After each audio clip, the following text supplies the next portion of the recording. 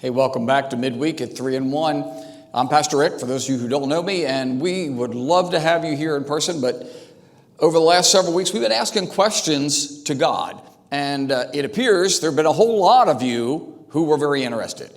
So tonight I thought we'd start a little series. I just finished reading, not really a book, but more of a series, an article by an author named Francis Chan, and I recommend him. But he talks about, what do we know about the heart of God? In other words, what do we know about God? I don't know about you, but you may even have a little trouble believing in God. You may even have a little trouble wondering what God is all about and what he's like. And so each week now, we're going to kind of look at the heart of God. You know, we say we look at the heart of a person, we kind of know them more. Well, let's look at the heart of God and see what that is and what that means for tonight.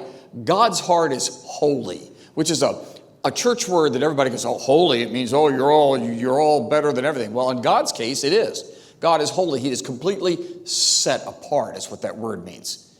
God is completely set apart. He is different than any human being. He's different than any creation of any kind because he created them all. All right? So I'm challenging you to understand that God is completely different, set apart. All right, so I'm going to go to a little story in Exodus where God's talking to Moses, and Moses is talking to God, and Moses starts asking God for things. And the Lord replied to Moses in Exodus chapter 30 and 33, starting at verse 17. The Lord replied to Moses, I will indeed do what you have asked, for I look favorably on you, and I know your name. Now, that sounds a little silly. I know your name, meaning I know you by name. If you say that you know someone by name, it designates a level of familiarity. And in this case, God knows Moses by name as he does you.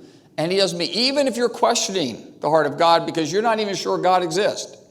God is so holy and set apart because he created us. He knows our name.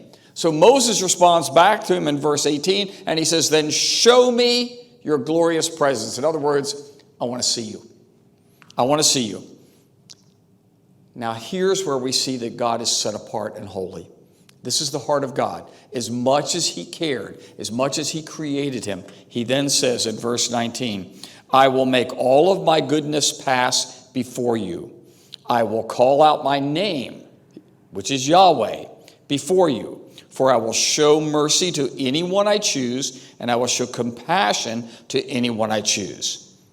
But, in verse 20, you may not look directly at my face, for no one may see me and live.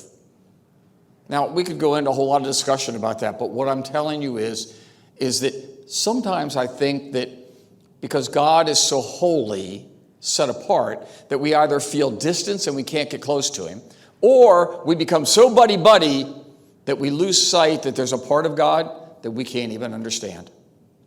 See, and that's what this message is. So if you're wondering who God is and what God's like, God's heart is holy. It's set apart. It's different from anything you've ever experienced and I've ever experienced. Yet, it is so familiar that it knows your name. It knows my name. God will speak to us. God will pass by us. God will allow us to use his name.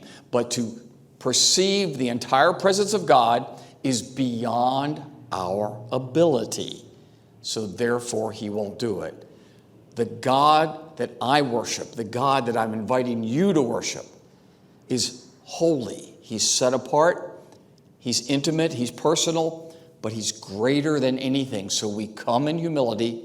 We come in awe. But we can walk hand in hand. I hope to see you again next week where we talk about another aspect of the heart of God. See you next time.